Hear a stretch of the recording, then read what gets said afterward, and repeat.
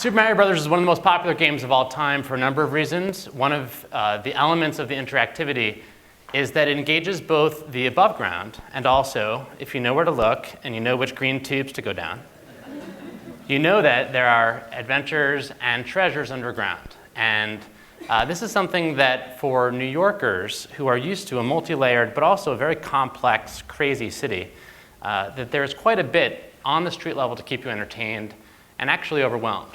But that there's also this underground layer many of us haven't really thought about too much. Increasingly, people are more and more interested in what lays beneath our streets. And this is a photo of a woman entering into a scary tunnel in order to see one of the abandoned spaces out in Brooklyn. It's actually a discontinued tour. Some of you may have actually seen it. This process of discovery and curiosity led my business partner, James Ramsey, and myself to learn about a location on the Lower East Side of Manhattan that is one of the most compelling and interesting spaces beneath Manhattan streets. That is this. This is an old photo of the former Williamsburg trolley terminal from the 1930s. If you look closely, you can see a couple of people in top hats, and you can get a sense of the scale of the space. And it was initially built in order to really carry passengers over the newly built Williamsburg Bridge right at the turn of the 20th century. And it was a site that fed up onto Delancey Street in a couple ways I'll show you about in a minute. We actually cajoled the MTA into giving us a tour of the space. And this is one of the photos of the space itself, which is right after a rainstorm. But actually, the space has been cleaned up considerably since then. There's actually been a lot of interest in the site itself, and there have been tours that the Transit Museum has toured and brought people down there. When we got down there, we found a lot of evidence of humans playing and spending time down in the space. And a lot of architectural features are still intact. So here you can see on the left-hand side a photo of a former control tower, which actually sort of brings to mind to the crazy people like us a concept of something like a sort of a kid's treehouse. On the right-hand side, you can see one small swath of the remnant cobblestones and rail lines, which really are throughout the space itself. So when you're in this site, it does feel like a very magical discovery.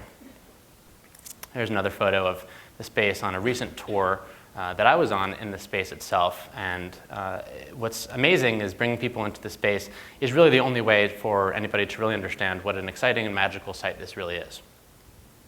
So where is this site? This is an overlay. The green is a drawing of the Lowline site itself, the former trolley terminal. For those of you familiar with New York City and the Lower East Side, the yellow corresponds to the Williamsburg Bridge, and the green is just at the south side of Delancey Street. This is also the site of a major economic redevelopment zone for New York City, and I'll return to that in a minute. But one of the things that you'll see in this space is that it is very dense, as most areas of New York really are, but it's also abuts a parking lot and very sort of nondescript, very unfriendly area of the city.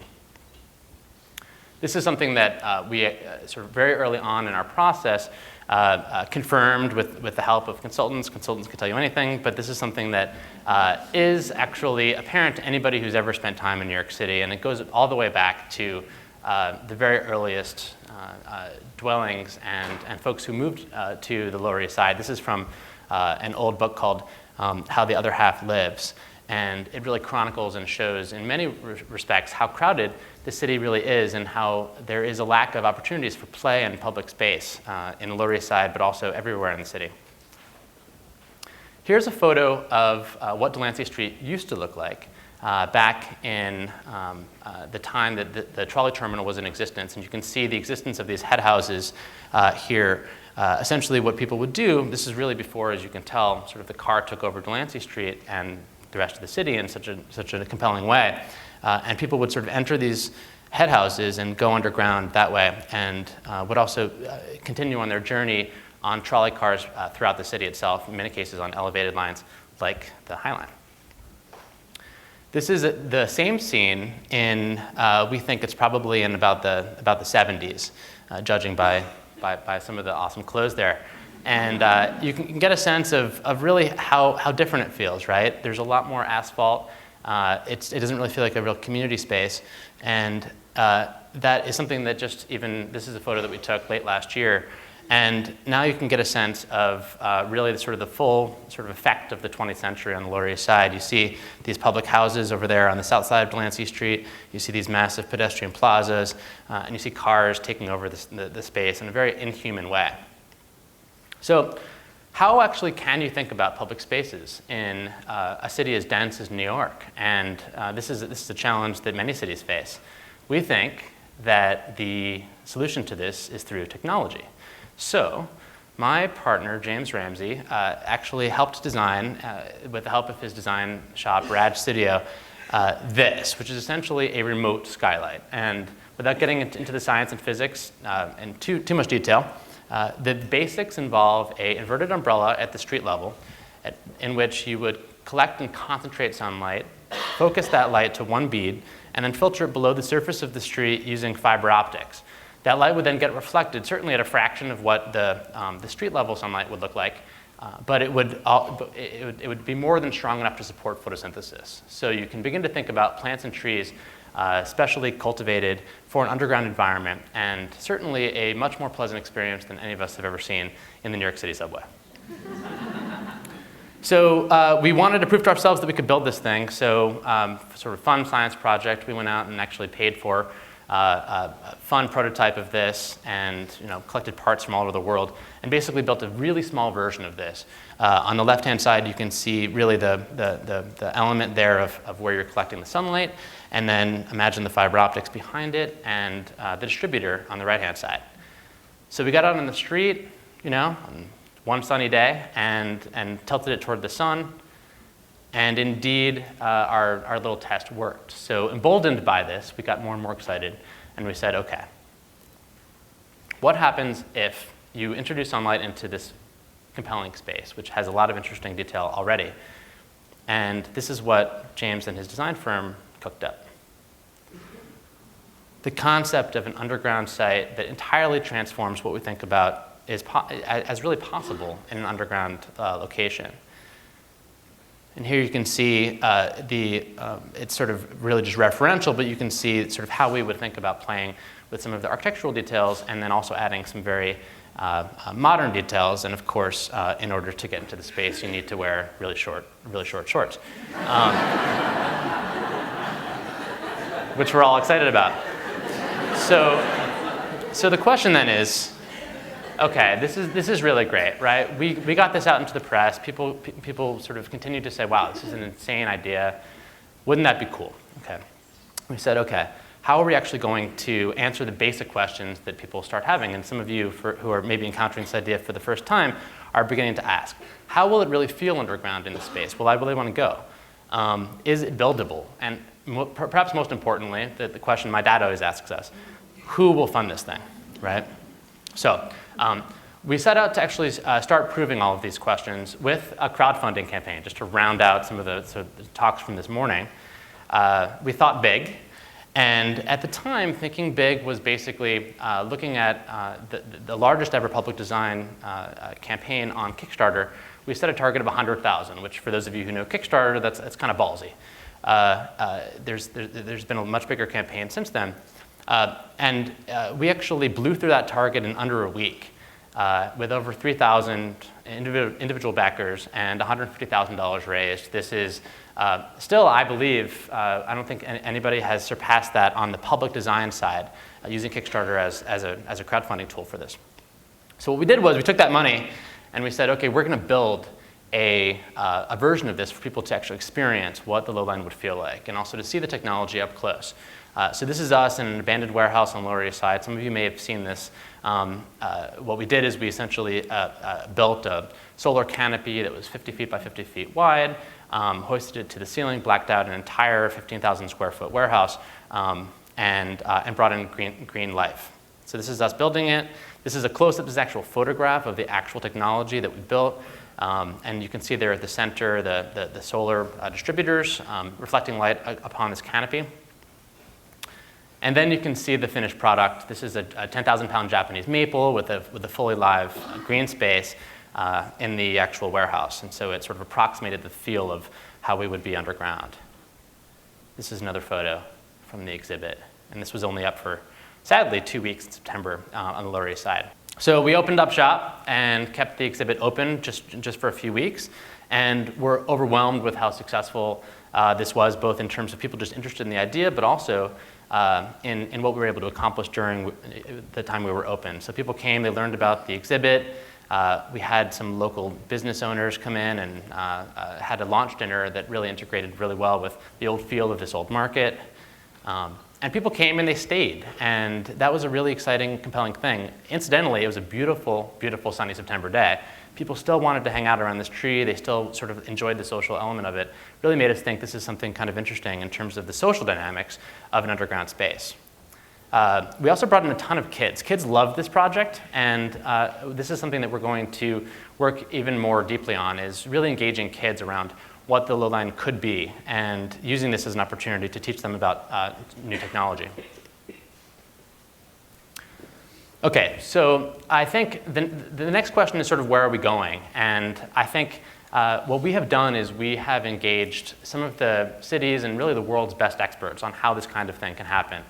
We are very serious about this project, and I think have moved it over the course of last year from an idea to a project that is ready to go. So what we did is we did a lot of research with the firm that has advised the Highline from soup to nuts, called HRNA, and the engineering firm Arup, which actually has probably some of the world's best expertise in underground technology and is currently building quite a bit for the New York City subway.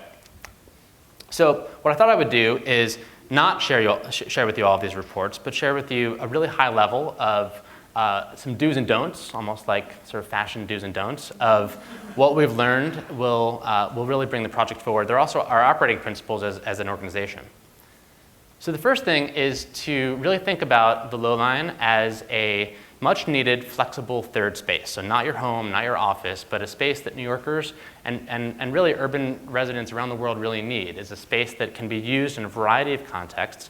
And for this, we really only need to look at analogies from the Highline to Central Park and cultural institutions around the city. And this is something that again and again we hear from the community would be tremendously popular. Along those lines and building upon that, this is a neighborhood. This is another sort of bleak photo from the area. And the Department of Transportation painted that plaza, and now it's like a sort of, people are supposed to spend time there. And you can see it's really successful. So what we're looking to do is to think about building a space both underground and also really using that pedestrian plaza. New Yorkers need to be scrappy and use all of the real estate we got. And there's a lot more that we can do here. It's something that you don't need to talk to too many people to recognize. This is a real an important question. And as the city is redeveloping that entire area, it's important to note only 15,000 square feet of space have been earmarked for open space. So we think we can add to that. The next big thing is thinking about safe transportation. So 20,000 people on the Lower East Side depend upon this as a node for the subway. And absolutely no enhancements are planned for the subway system. This is a bunch of school kids that we actually brought down there for one of our design workshops that we did even just last week. And the subway platform itself is unsafe. The Delancey Street pedestrian crossings are some of the least safe areas in the entire city. And one of the kids here, one of her best friends, was killed recently at one of the intersections just right above the Lowline. So this really presents a real opportunity in thinking about how we can provide a variety of additional entrances and exits into the Lowline, thereby keeping some people off the street and providing safer access to the subway. The next big thing, this is one of my favorite bands, Leslie Hall and the Lees. I don't know if you guys know who they are. But one of the things that's really compelling about the Lower East Side is that it is gritty and has been a real bedrock of creativity.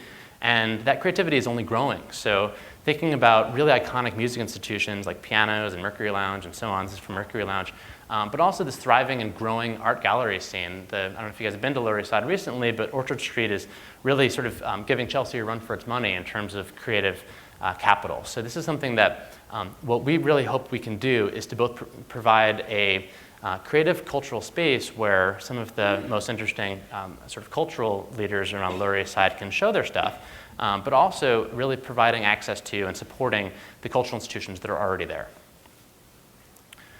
Supporting community around small business. The Lower East Side is known for mom and pop businesses, not big chain stores. And that's something that's increasingly compelling and important in this new age of gentrification and growth throughout the city.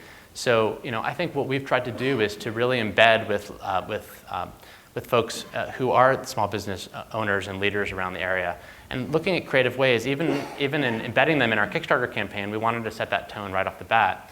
We also know that we expect to generate hundreds of jobs in construction and hopefully generate roughly 4,000 new jobs in multiplier spending from folks who will use the Lowline and connect to some of the small businesses. And finally, sort of growing the economy. This is something that we think, this is a photo of the Highline at night, and the Highline, by some estimates, has generated $2 billion in additional retail and real estate value for that area. It's a complex set of math to get there, but it's intuitive and people are increasingly accepting and understanding that. We think that the Lowline will generate conservatively about $100 million in additional spending and will generate considerable real estate and retail value for the city and for the neighborhood. So what are some don'ts? So don't abandon historic treasures. This is something that we see. This is a photo of City Hall Station. If any of you have stayed on the 6 train too long, and it used to actually be something that you were invited to go to. This is an amazing example of a beautiful, beautiful historic space that has really, by sheer virtue of it being too complicated and too expensive to upkeep, has really sort of been laid waste. And this is actually something that I think we really want to help correct and help point out, that when you find historic treasures in the city, it's worth saving them. Don't fear new technology. So our technology, which we have already showed that we can build this thing, is something that would reduce electricity during the course of the day, would naturally daylight the space. And study after study after study shows that natural sunlight, even if it's redirected, it sort of increases human output and certainly human happiness. So this is something that, yes, requires a little bit of investment and some new thinking, but just because it's hard, it doesn't mean we shouldn't try. Don't accept crappy public design. So if any of you have had the great experience of waiting for an often delayed train at Penn Station, this is the scene that you might find yourself in. I've been there, we've probably all been there, and it's miserable. And I think the question is, how did we get here from here? And this is the former Penn Station, right? And it was demolished in the 60s. And I think one interesting quote that I came across, which is, it's a New York Times editorial from 1962, which said, a city gets what it wants, is willing to pay for, and what it ultimately deserves. So an important question for us is thinking about the future, right? Not looking back, but looking at the future. Our site really presents an opportunity to think differently about cities more broadly, think about the underground in a new and compelling way, thinking about public spaces that can be more resilient. So imagine a 365-day-a-year public space that is way less vulnerable to extremes in hot and cold. You can use it when it's hot out. You can use it when it's cold out. On a rainy, crappy day like today, it'd actually be a nice place to spend time. And also thinking about, in the design, we can think about adding in elements of safety and security so that, should there be another big storm or extreme weather events, you can think about new design that actually keeps the space safe. I think what we have here, this is almost like our green tube. And imagining that the New Yorkers are resourceful and are interested in thinking about doing things first. We've been approached by people from Ankara to Detroit to Los Angeles to Washington, D.C., who are thinking about and playing with this question of, there are all these underground sites that have been carved out over history in our cities, and a lot of them are abandoned. And what about using these spaces, thinking differently about really attaching value to this and making the most of what we have? So I guess I would close with simply saying, I think that the city both wants, is willing to pay for, and deserves the Lowline. And I invite you all to follow us and get involved in this movement, which we really hope is a community-based effort to build the world's first underground park.